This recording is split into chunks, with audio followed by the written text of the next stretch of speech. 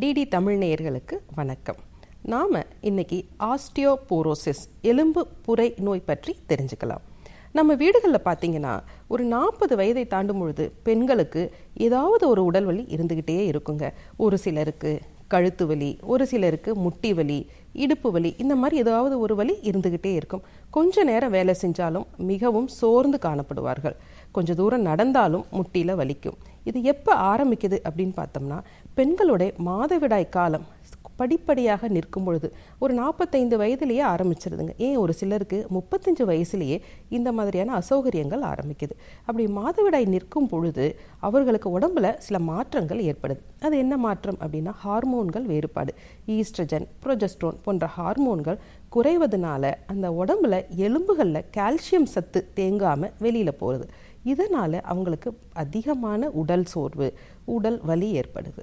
இதை எப்படி ஆயுர்வேத கண்ணோட்டத்தில் நம்ம பார்க்கலாம். ஆயுர்வேதத்தில் இதை வாதத்தின் தன்மையாக சொல்வோம். எப்படி நம்ம உடல் வயசாகும் போது நம்ம முடி நரைக்குது, தோல் சுருக்கமடையுது, அதே போல் எலும்புகளிலும் வறட்சி ஏற்படுகிறது. இந்த வறட்சியினால் எலும்புகள் சல்லடை போல மாறுகிறது. இதை எப்படி தவிர்க்கணும் அப்படிங்கிறத பார்க்கலாம். முதல் விஷயம், இதற்கு நல்ல ஊட்டச்சத்து தாங்க முக்கியம். நான் நிறைய பேஷண்ட்ஸ் கிட்ட பேசிகிட்டு இருக்கேன். நல்லா சாப்பிட்றீங்களா டாக்டர்? நான் நல்லா தான் டாக்டர் சாப்பிட்றேன், ஆனால் எனக்கு வலி வருது. இந்த நல்லா அப்படிங்கிற வார்த்தையிலே வித்தியாசம் இருக்குது. சத்தா சாப்பிட்றீங்களான்னு கேட்டால் சத்தா சாப்பிட்றது இல்லை. இன்றைக்கி நம்ம பெண்கள் வீட்டில் இருக்க எல்லாருக்கும் சமைச்சு கொடுக்குறாங்க, ஆனால் அந்த உணவில் சத்துக்கள் அவங்க எடுத்துக்கிறது இல்லை. அப்போ எப்படி சாப்பிடும் அப்படின்னா, அரிசி உணவை நம்ம குறைக்கணும். குறைத்துட்டு பருப்பு போன்ற சத்துக்கள் உள்ள புரதங்களை அதிகமாக எடுத்துக்கணும். முருங்கைக்கீரையை சூப்பு போல் வச்சு குடிக்கலாம். பிரண்டை சாப்பிடலாம். நல்ல சத்தான சிறுதானியங்களில் எப்பொழுதும் பருப்பு சேர்த்து சாப்பிடலாம். முட்டையோட வெள்ளைக்கரு எடுத்துக்கலாம். பாலை சர்க்கரை சேர்க்காம நம்ம பயன்படுத்தலாம். இப்படி உணவில் படிப்படியாக நம்ம வித்தியாசத்தை கொண்டு வந்துக்கிட்டே இருக்கணும். இரண்டாவது பார்த்தீங்கன்னா, வாதம்னாலே வறட்சி.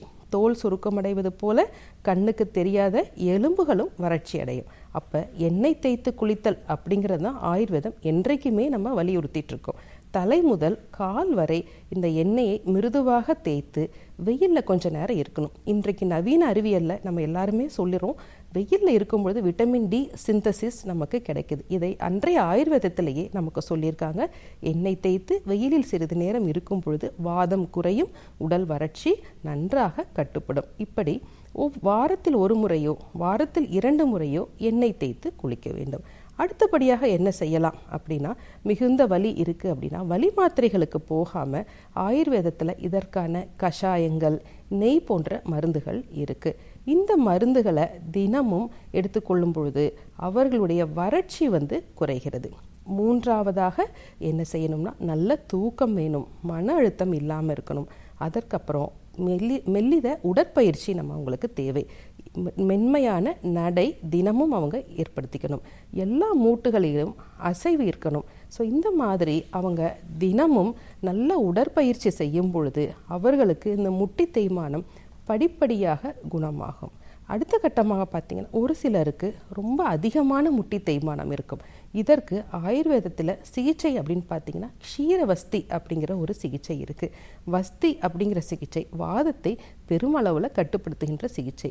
அப்படி இவர்களுக்கு ஆஸ்டியோபோரோசிஸ் அப்படிங்கிறது ஆரம்பிக்குது அப்படிங்க தெரிஞ்சாலே இந்த சிகிச்சை முறையை 6 மாதத்திற்கு ஒரு முறையோ அல்லது வருடத்திற்கு ஒரு முறையோ மருத்துவரின் அறிவுரைப்படி அவங்க எடுத்துக்கிட்டாங்கன்னா இந்த ஆஸ்டியோபோரோசிஸ் அப்படிங்கிற சிக்கலை விரைவில் நம்ம உடம்பு சந்திக்காமல் அதை தள்ளி போட முடியும். மேலும் நவரக்கிழி போன்ற ஆயுர்வேத பஞ்சகர்ம சிகிச்சைகள் இருக்குது. ஸோ நம்ம எப்பொழுதுமே வளமாக வாழ வேண்டும். ஏனென்றால் பெண்களின் நலமே நாட்டின் நலம். வேறொரு நிகழ்ச்சியில் நம்ம சந்திக்கலாம். நன்றி.